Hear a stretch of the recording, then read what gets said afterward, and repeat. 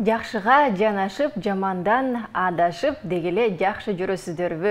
Урматтуу биздин көрүүчүлөр, барыңыздарга мына ушундай таңкы маанай каалап, ошол эле учурда жакшы күч, дем, энергия берсин деп Кел чай ичели программасы ишин баштап жаткан учур.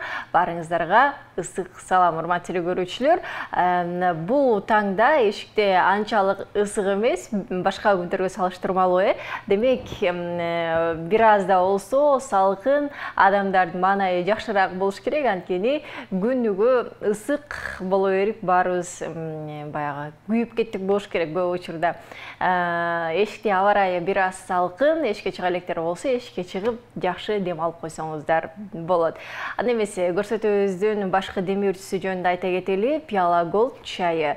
Пиала Голд башкы демөөрчүбүз дүйнөлүк эксперттер тарабынан сиздин табитиңизге жана чай салтына негизделген.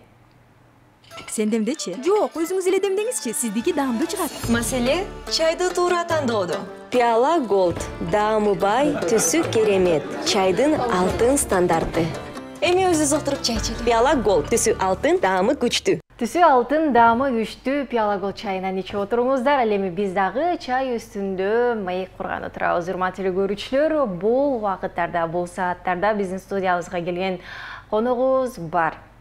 Радио алып баруучу, диджей, блогер, актер, дегеле шайыр жигит бизде Алишер Анарбек уулу бизде конокто. Кандайсыздар? Кош келиңиз. Кутман таң, кандайсыздар? Радиодо бир учурашаткандай баштап койбойсузбу? Достор, бардыгыңыздарга кутман таң, кандайсыздар? Кайсы камераны карайын, бардыгыңыздарга игиликтүү. Маңдайыңыздагы карайбыз. Аптанын жума күнү, бүгүн ошол жума күнү бардыгыбызга кут болсун. Кандайсыз, сиз кандайсыз? Эң сонун. Бол. Мен конок болуп келип калдым сиздердин студияга. Кош келипсиз. Кош келипсиз. Көргөнүңүзгө кубанычтан сөйкүмүстан экен. Жестем алып берди деп элечи. Кош келиңиз. Мына ушундай сонун маанайда биз баштап алдык. Алишер, кош келиңиз. Азыр эле кирип келип эле дароо ошол радиодон кеткениңиз жөнүндө айтып калдыңыз да? Ошондон баштайлычы. Сиз баштабы? Эмнеге кетип калдыңыз? Алжак. Анткени көптөгөн угармандарыңыз бар болчу да сиздин. Рахмат, эми мындай болду эми ал жакта деген мен 4 жыл иштеп турмун. Кыргызстан ауылдарында өзүнө 4 жыл иштеп турмун. Анан ага чейин деле башка медиаларда, башка радиолордо иштегем. Мен 8 классымда эле келип албадым беле. Аябай чоң киши сезип өзүмдү. Ошондон бери карасам тигил жакта 4 жыл, ортодо 2 жыл телеканалда, анан кайра 4 жыл, 10 жылга бараптыр деп коебуз. Кадимкидей. Ушул жакта жүргөнүм иш кылып, петля ташып, суу берип, чайларды дегендерди кошкондобу? Ошолорду кошкондо 10 жыл болуп атты. Анан ойлондум, негизи эле мындай башка ушул эле тармактын да, бирок мындай башка багытта өзүм сынап көргүм келди. Бул кино тарабы болду, мындан тышкары өзүм баягы ушул жеке Алишер Анарбек уулунун дагы да болсо башка багытта таанытуу болду максатым. Анан ошол бир ай эртерээк барып, жетекчилик менен акылдашып, биринчи кеңешип, дароо эле үйдөгүлөр менен бир аз кеңешип дегендей. Анан айтышты, ал жакты мен мындай жакшы эле келдим да, жакшы эле келгем, жакшы эле кеттим. Эң башкысы сен үчүн дайым эшигибиз ачык. Эгерде кайра келем десең маселе жок, өзүң да сынап көр, чындыгында бул мындай жаңы мүмкүнчүлүктөр болуп турган жакшы го. Анан мен мындай сөз бир жумуш даярдап алып, же башка нерсени толук кандуу билип алып кеткен жокмун. Жөн эле ушундай эң талай эрмет чөлгө чыгып көрөйүнчү дедим. Эмне болот болду экен депчи. Азырынча жакшы эле акча түгөн элек дегендей да. Түгөнгөндө көрөбүз да. Жакшы. Эртең мененки ушул шоу программаны алып барганыңызды байкачумун да. Анан эртең менен аз турбай калдыңызбы ошондой? Азыр ошондой болду. Бүгүнчү мындай болду да. Сиз чакырдыңыз. Баада жазбадыңыз беле? Бир жума мурун анан мен ошондон эле бир ойлонуп аткам да, 9-да туруш керек депчи. Мурун баягы өзүм болбосо 6-да эле туруп жүрчүмүн, кадимкидей эле шаңдуу маанайда ойгонуп туруп. Күнүгө, Күнүгө. Эми мындай 2 күн иш күндөрү да. Дүйшөмбүдөн жумага чейин күнүгө эртеме туруп жүрчүмүн. Анан өнүп калат кезиң, адам ошондой экен да. Бир нерсе кадимкидей өнүп калып эле, жалкоолонуп элечи, 12-1ге чейин уктап, түнү менен уктабай жүрүп эле. Анан бүгүн ошо сиз айткандай эле кадимкидей кечинде кой турушуң керек деп аткам. Даярданып баштадыңыз, Бүгүн сон таң атты, мындай Бишкекте ушу көп убакыттан бери ушундай салкын боло элек болчу. Кадимкидей салкын жел беттен сылап болду го чиркен. Ойготту, ey тур, Айпер Адамкулова барышың керек деп. Турдум, келдим ошол. Кош келиңиз дейли. Эң сонун. Анда сиздин ушул радиодон кеткениңизди уккан эмеспиз. Анан ушу YouTube каналыңызды иштетип атканыңызды байкадым. Ошол жакта жакшы бир көрүүлөрдү, баягы көрүүчүлөргө тартылып атканыңызды байкадым да. Демек, көп эсе YouTube каналга басым жасайын деп атасызбы же? Ооба, ал деле планда бар. Негизи ошол айтып атпаймынбы, мындай ушу медиа тармагында эле болгон ошол кино, анан YouTube'га басым жасагым эле келди. Бир аз ал жака тыйынтыпырда кетет экен дегендей техника алыш керек, башка нерселер деп. Анан ошолорду бир сыра жаңылап алып, анан кийин азыр буюрса ушу YouTube канал ачып, бир 2 видео жүктөп көрдүк. Мен эле эмес, артта команда бар. Анан жүктөп көрсөк, чөтүп кетип атат. Көрүүчүлөр бар. Көрүүчүлөр бар, ооба. Биринчи салган видео 100 миңден ашты, экинчиси 50 миңден ашып, анан дедим да. Мен ушунда акчадан тапсылат экен деп элечи. YouTube'дун өзү төлөбөйт угармандарымдай дароо айтып калбы, бирок мындай башка интеграция киргизип, анан өзүмө азырынча жагып атат чынында, бирок мындай сезимдер болот экен да. Instagram жаңы раскачка өрип, мындай подписчиктер чогулуп, анан бир нерсе комментарийлер жазылып аткан, ичиңен аябай бактылуу боло бересиң го. Улам окуп элечи. Азыр мындай YouTube'да менде ошондой болуп атат да. Мурун көп эле айтышчу мага дос балдарым, ошол азыреттер, эй, Алиш келбейсиңби, сен бул жака эле өтүшүң керек дегенде, мен аябай көп окуп алып турмун да кээ бир жерлердечи. Жүрө берчү мындай, ошо барсамбы, же ичимен коркуп эле, анан азырет азыретке азыр айтып коеюнчу, аябай көп айтчу мага, Алиш сен келишиң керек, сен мындай кылып көр деп. Кече эле көлдөн барып эс алып келдик, мындай. Эс алуу менен эмени айкалыштыра берсең болот экен да жумушта. Ошол азыр ошол жакка басым жасап атабыз. Буюрса жакшы долбоорлорду, интервьюларды, мындай душевный интервьюлар чыгаргым келип атат. Душевный. Чын жүрөктөн отуруп алыш, чай ичкенче сүйлөшүп, кээде тамаша. Келиши мен сизге чайга чакырып коюп, чай куйган эсиме чыгып кетти. Биздин Пиалаготтун чайынан ичсеңиз аябай даамдуу. Бисмилlah. Рахмат. Келиңиз, чай үстүндө маек кылалы. Урматтуу телекөрүүчүлөр, эгерде сиздер тарапта дагы суроолор болсо, бизге жиберсеңиздер болот. 0508 400 100 номери аркылуу WhatsApp'тан суроолоруңузду жаза бериңиздер. Биз болсо жооп алып бергенге аракет кылабыз. Бир аздан кийин биздин Алишерден дагы Кырдайт деп коебуз. Содун суроо болот. Суроого сиздер жооп берсеңиздер болот. Аз бир аздан кийин берели. Макул. Алишер, анан айтсаңыз, дегеле актерлук чеберчилигиңизди да жакшы билебиз. Клиптерге тартыласыз дегенде, анан ушул жаатты да өнүктүрсөм, кино жаатына өтсөм, тартылсам деп атасыз да. Азыр сунуштар барбы же тартылып жатасызбы? Сунуштар бар. Азыр кино аябай көп тартылып атат Кыргызстанда. Мен буга чейин 2 тасмага тартылдым, толук метраждуу, мындай башка каармандардын ролунда болгон. Анан биринчиси чыкты, экинчисинде экинчи пландагымын. Көрдүм да, ал жакта сүзүп көрдүм да. Жакты да. Ал жакта. Ошон үчүн ойлонуп калдым. Байкелер буга чейин 7-кварталда байкелер негизи эле тартып иштеп процессти көрүп алып, аябай суктанып жүрчүмүн. Барып өзүмдү аралашып көрүп эле, анан мен ошол жумушум бар деп эле ошол жактан көбүнчө чектелип кала берчүмүн да.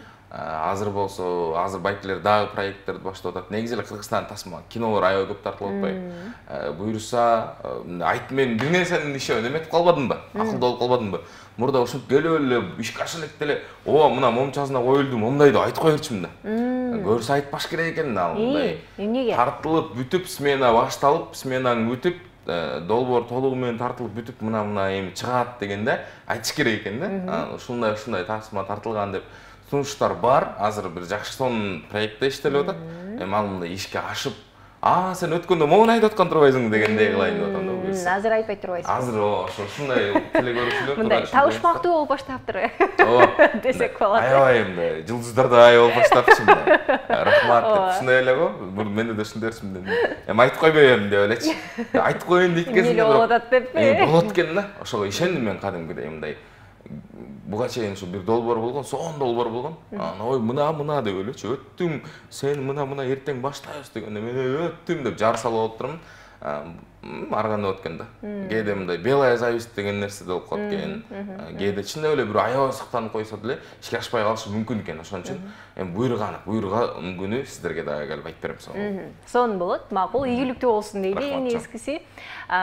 Негизи сиздин кесибиңиз ким? Актер. Негизи актер. Актерсуз. О 5 жыл ошону окугам негизи. Мен агайларыма да рахмат айтып коеюнчу, баардыгыңыздарга рахмат. Мурат Мамбетов, кыргыз эл артисти, Калча Сейдалиева, кыргыз эл артисти, ошол актерлук чеберчиликте мага сабак беришкен.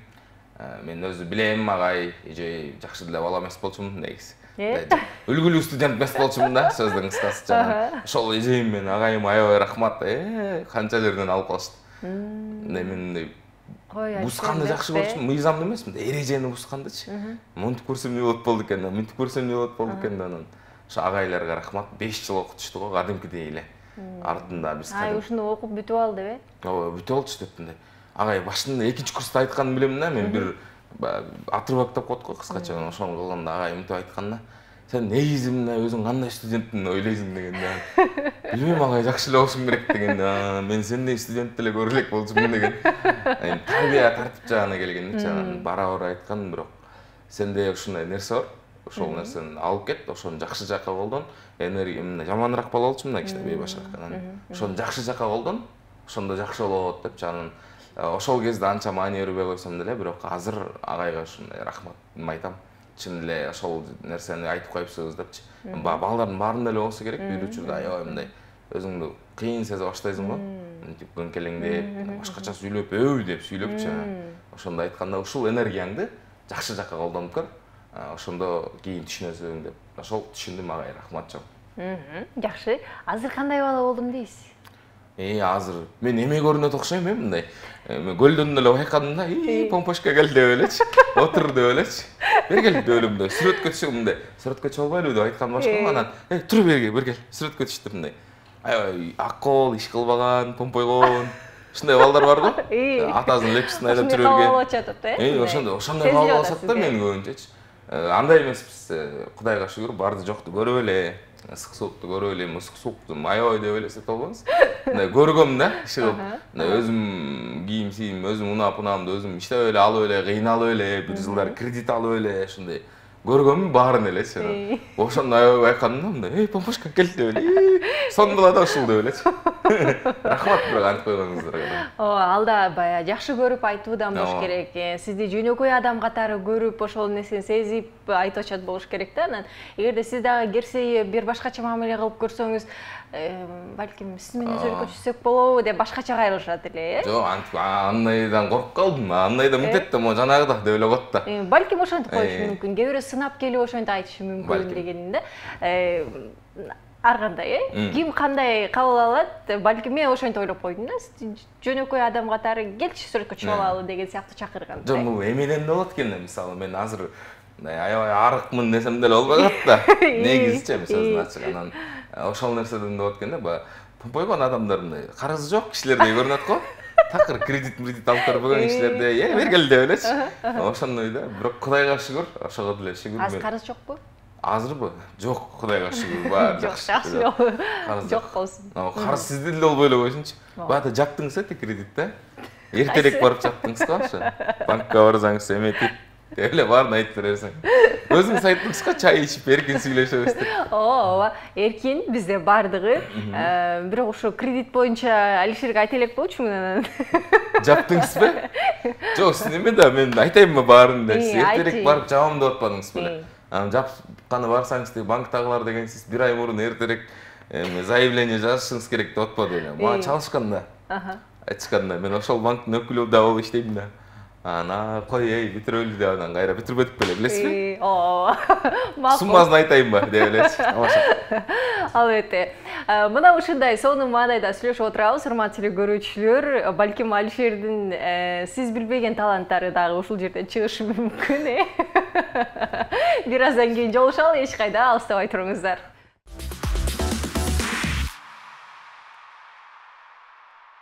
Көрүп жатканыңыздар Кел чай ичели программасы. Келиңиздер, чайдан ичели. Урматтуу биздин көрүүчүлөр, бизде болсо конок бар. Ага чейин биздин демөөрчүбүз жөнүндө айта кетпесек болбойт. Сапатын белгилей кетүү керек. Анткени Пиала Голд чайынын бардык касиеттерин сактоо үчүн катуу санитардык сапат стандарттарына ылайык герметикалык таңгакталган. Бул даам, жыт жана активдүү кошулмалар. Сендемдечи? Жок, өзүңүз эле демдеңизчи, сиздики даамдуу чыгат. Маселе чайды туура тандоодо. Пиала Голд даамы бай, түсү керемет, чайдын алтын стандарты. Эми өзүбүз отуруп чай ичели. Пиала Голд түсү алтын, даамы күчтүү. Алишер Анарбек уулу бизде конокто. Алишер, тойлорго да чыгып каласыз, той алып барасыз. Муну баштаганыңызга канча убакыт болуп калды? Той ушул чоңоюп калгандан бери эле баштадым. Чоңоюп калгандан бери. Тойго көп эле убакыт болуп калыптыр эми. Мындай 5-6 жыл болду окшойт тойдукуна ошол мындай толук деп ушул жакта мындай чоңураак гонорар алып иштеп көргөн учурумчу. Негизи менде ошол бир нерсе бар болчу, баягы тойго чыгам деген нерселерди көп айтпай элечи. Анан кийин азыр айтып калдым ачык эле. Тойлор башталды. Эмнеге айтчу маселеңиз? Билбейм, ушул бир нерсе бар болчу ичимдечи. Анан балким кээ бир чектөөлөр бар болчу да, баягы ички чектөөлөр болот го өзүңүздө же балким иштеген жериңизде. Жумушта да болушу мүмкүн дегендей. Анан азыр болсо ээн эркин эле август мына эртең буюрса келатат, бошто аталар бар деп эле баарын айтып келсем. Чалып койгула деп. Чалып койгула деп элечи. Буюрса ал жакта эле акырындык менен өзүнүн угуна түшүп келет экен. Өзүңдүн баягы кардарларың пайда болот экен дегендей. Мисалы бирөөнүн үлпөт тоюн алып барсаң кийин аны деген бешик тою ошол үй бүлөнүн ошондой нерселер. Эң жакшысы тойдо эме жакшы экен да. Той бүтөт го, той бүткөндөн кийин келип туруп батасын берет го. Чын жүрөктөн эй рахмат депчи. Гонорарыңды уже заранее салып коет же болбосо берип коет деги жардамчың, анан батасын берип туруп ушундай буюрса алды да моунчасын да жазып койчу. Ошондо да той бар дейт го. Анан ошол мындай тиги чындап эле мындай кээде тыйындан деле маанилүүрөөк нерселер деп коет го. Ошол нерселер кадимгидей мындай кудуңдатыпчы. 6 саат бутуңа туруп иштегениңди унутуп каласың го, чиркин бутуң буякта зулдап атса деле ичиңен кудуңдап барып, деп элдин батасы деген ошол нерсе экен деп мындай мен чоңойгонума деле өзү аз эле болду окшойт бир жемен. Кичинекей баладай эле жүрөрчү окшойм мурунчу. Кээ бир нерселерди сезбей элечи. Анан бара мындай кичине чоңоюп эметкенден кийин кээ бир сөздөрдүн маанисин эми баягы сүйгөнүңө жет деген сөздөрдүн маанисин жетиш керек турбай көрсө депчи. Мурда айтылса көп маани бере берчү эмес экен. Мындай үйлөнөм да деп эле жүрөрчүмүн да.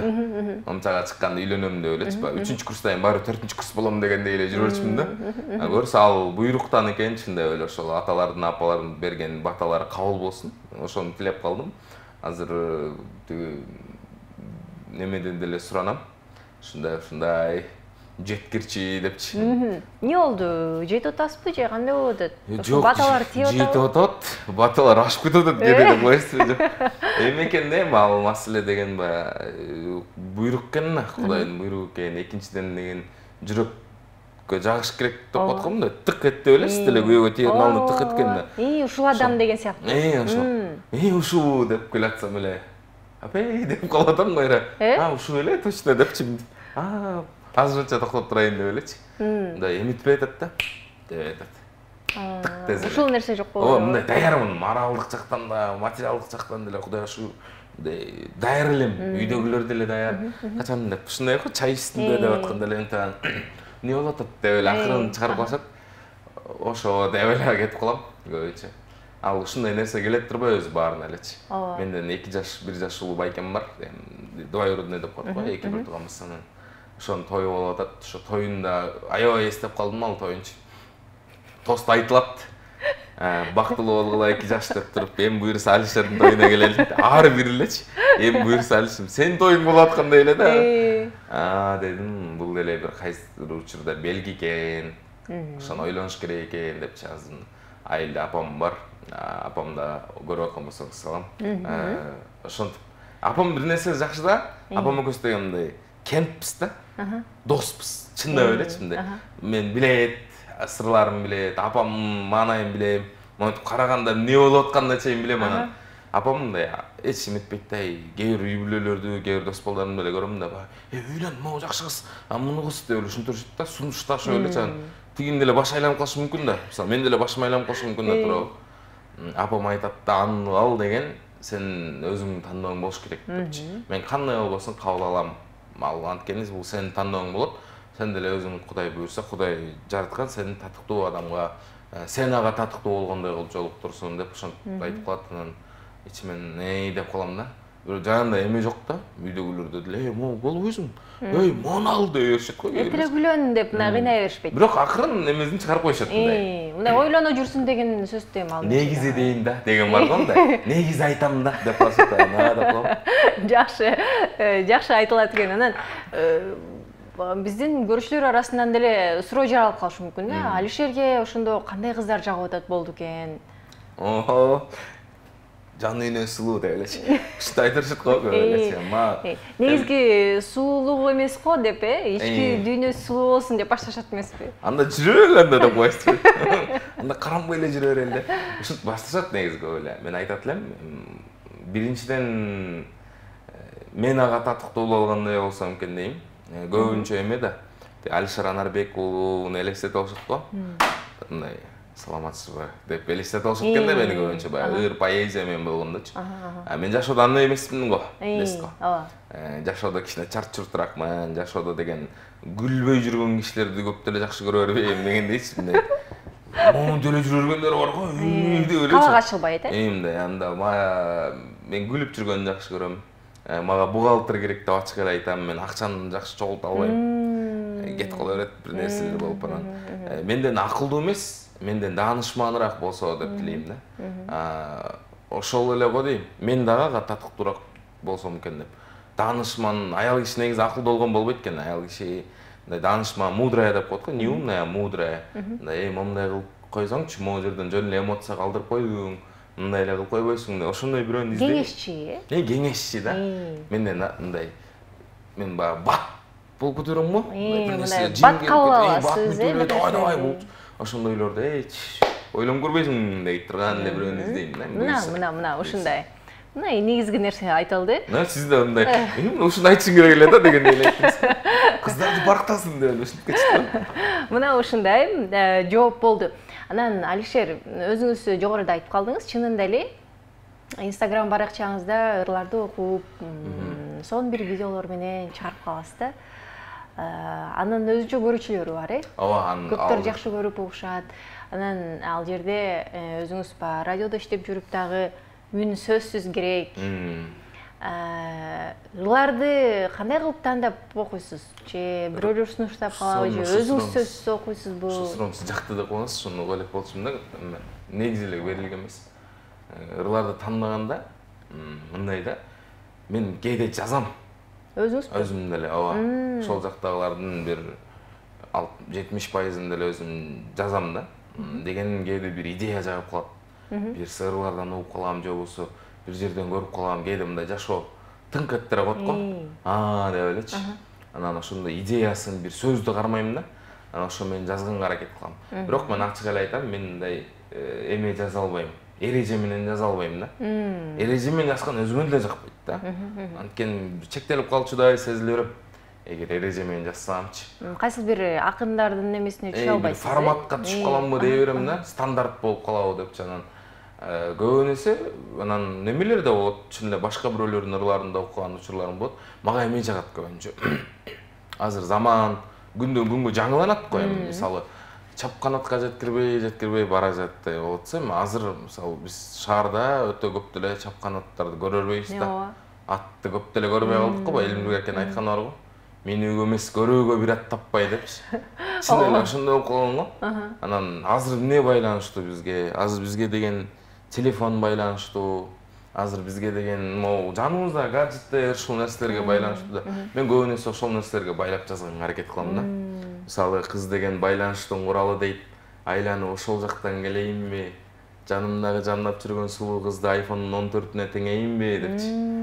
Ушундай жактар бар да. Демек, заманбап акын десек болот турбайбы, эмне? Заманбап эмес, заманга шай ушуга байланыштуу сөздөрдү жазсаң, угармандарың деле ошол немеде жашап атат да анан ооба. ох эне могу бирдеме депчи депти ой деп калышат экен да анан ошол нерсеге басым жасайм. Акындардан Бердик акенин ырларын жагат. Бердик Жамгырчик, Акбар Кубанычбеков, Жылызбек аке Турсунбаев. Анан мага ошол адамдарга да рахмат айткым келет. Мындай бир да жолу монткен эмес да, сен моң мынтип калыптыр, анан мындай кылып калыптыр депчи.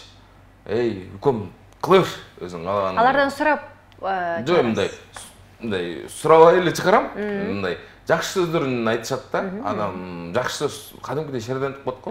Жылызбек Турсунбаев агама аябай рахмат айткым келет. Токтогулдук менин акем, кандайсыз, жакшысызбы? Көп айтып калат да, ошо. Кыла бер депчи. Муну жасап көр деп. Анан кээде чын эме мен да акча чабып кеткен жерлерим бар да. Мындай кылып дегенден үкөм жашсың. Ойлонуп көр деп коет да. Анан өзүм барып тимелеп алыш керек экен деп коем. Ошол жагат, алардын чыгармачылыгы жагат, мага алардын жазган ырлары жагат. Мен неме болуп калгам да. Мен мындай шаардык досторум да бар.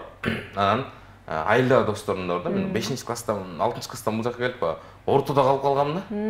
Арыктасам тола албай, же шаардык, же айылдык боло албай деп коет го. Ошондой болуп калгам да. Анан мурун ошондон мындай кыйналып өрчүмүн. Же клубка барсам тиги жактын эрежесин толук билбейм, же айылга барсам ал жактын эрежесин толук билбейм. Анан кийин ал нерсе тескерисинче сонун артыкчылык экенин сездим да. Анткени тигилердин да тилин түшүнөсүң. Бул жактын да. Приветтердин да тилин түшүнөсүң да, кыскасы. Чын, мен мисалы Чыңгыз деген досум бар, Багдөөбөлөк деген досум бар, анан Адилет деген да досум бар да.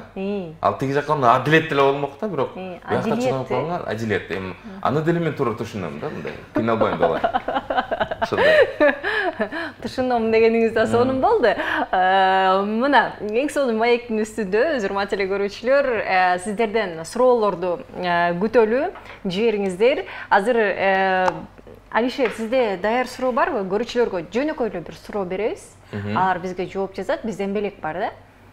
Каалагандай бир суроо берип койсоңуз болот. Негизгиси жоо болуш керек, көрүүчүлөр бизге жоон батыраак жазгандай болуш керек да. Батыраак эле жазган. Анда макул, сиздерге бат эле кыска нускасын берейин.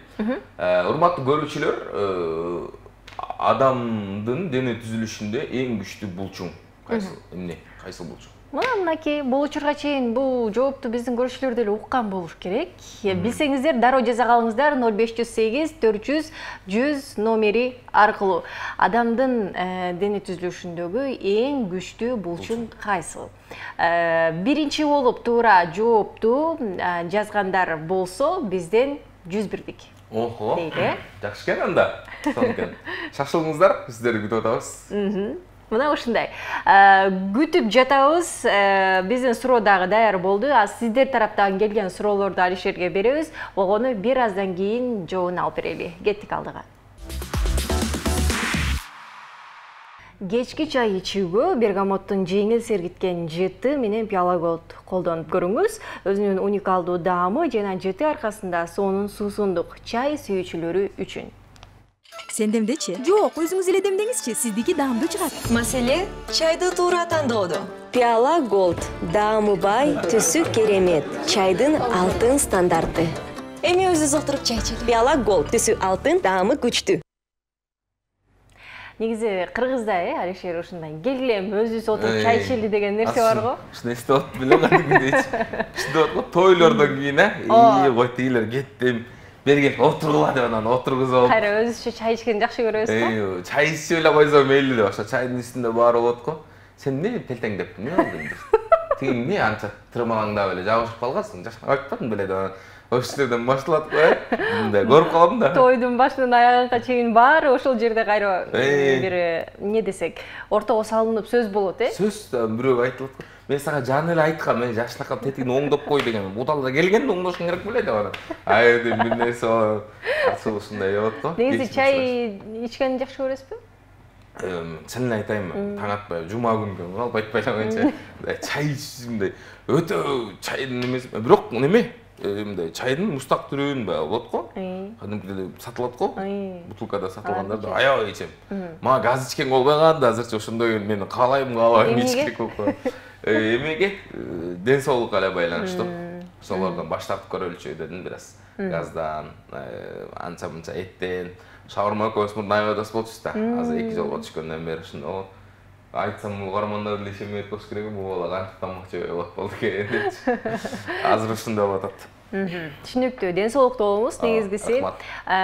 Урматтуу теле көрүүчүлөр, сиздерге бизден Алишерден суроо берилген болчу, Дагы жолу кайтып коңузчу.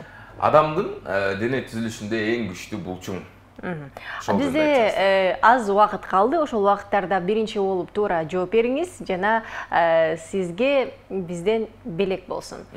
Алишер, менде мындай суроо пайда болуп калды да, аз ойлонуп отуруп, негизи эфир бул өзү бир башкача нерсе го, бир чыгып алгандан кийин чыккың келет, ушул нерсени сагынасың, чыкпай калган учурда керек болсо үйдө отуруп сүйлөшүүбүз мүмкүн да.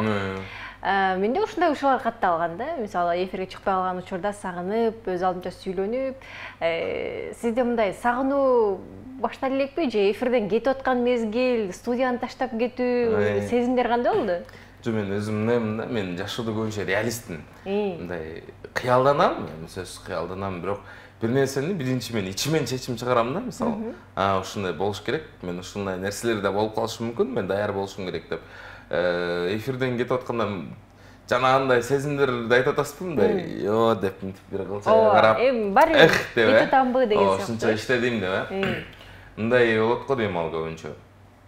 Адам бир нерсе менен алек болуп турса, колу бошобой турса, мындай кээде болот го, бытовой нерселер менен алек болуп жүрүп, эстегенге да неме болбой калат да. Депчи, бирок мындай кээде азыр эмнегедир андай сезимдер келе элек азыр, болду дегендейчи. Анткени өзүм ушул эле тармакта жүрүп эле кээде кайрылы кызматташып калып атабыз. Мисалы, менде эмелер бар эми, бир коммерциялык банктар бар, башка нерселер бар. Алар жакта жана voice болот го, үнүбүздүн да, ошол жактан үнү болуп, контракттык негизде анан кайрылы ошол студияларга барам, башкалар менен, алек ошол коллегаларыма деле жолугам, андай мындай толук кандай сезим деле боло элек да. Балким ушул тармакта эле иштеп жүргөн. Ошого дейм көбүнчөчү. Ушул сферада эле ошол кишилер менен жолугушуп эле, бизде шерне бар еще, билесиз да, ол жака барганда деле. Коллегаларды деле сагынуу деген нерсе болуп кеткен да. Бир айда бир барып эле, да, кандайсыңар деп коебуз. Жакшы. Чынында эле өзүңүз айткандай, үн жаздыруу боюнча иштешеси болуш керек, көп эле жактар менен, ошолго акча тапса болот деп коебуз. Ошол жактан жакшы эле тапса болуш керек. Бир толук кандуу эме деп айта албайм, баягы үй бүлөң багып кетсең болот деп айтып калышат го кээделер. Мен билбейм, мен азырынча үй бүлөлүү болуп элекмин да, бирок ал мындай кошумча киреше катары эле да менде. Бирок башкы мындай основной жумушум деп ошол менен аябай эметип көргөн деле эмесмин, бирок үн жаздыруу, үн коштоо, озвучка, рекламный роликтерди жазмай, анан бул кошумча да. Ал нерсе деле бир мындай чоңураак компаниялар менен контракттык негизде иштешкенге чейин мындай эле кош көңүллүү мамиле кылып жүргөм. Анан кийин уже башталгандан кийин депчи, микрофондордун сапаттууларын ала бериш керек экен деп эле мындай ойлонуп калгам да. Жакшы жумуш, ал деле жакшы жумуш. Көп айтып берет эми, оозуң жейле эле кетет, кошумча сурайсыңбы деп дегендер да болот да. Көбүнчө өзүңдүн жакындарыңан элечи. Ошондойлорго да айткым келет, негизи ага чейинки да эмгектер бар, ага чейинки да даярдыктар бар. Мен ошол деңгээлге дароо эле жеткен эмесмин да. Анан ошолорду дагы эске алып койсоңуздар жакшы болот эле деп айткым келет да көбүнчөчү. Могу нерсе сизде деле болобу мындай тааныбагандар тескерисинче, макул, давай деп анан баркташат. Баркташат да, анан сени прям ошо кыйналып жүргөндөрүн көргөндөр деле мындай анан кече эле алып жүрбөдүң беле деп эле. Эмне болуп атасың деп эле ушинтип кайра. Башкача болуп кетесиң дейчи кенче. Ошо кыйналып жүргөндөрүн көрүп туруп нормально баалап койбойсуң, мен өзүңдүкү экен го депчи. Ошентип айткым келип кетет. Азыр айтып алайынчы, ошентип айтып алайынчы силерге.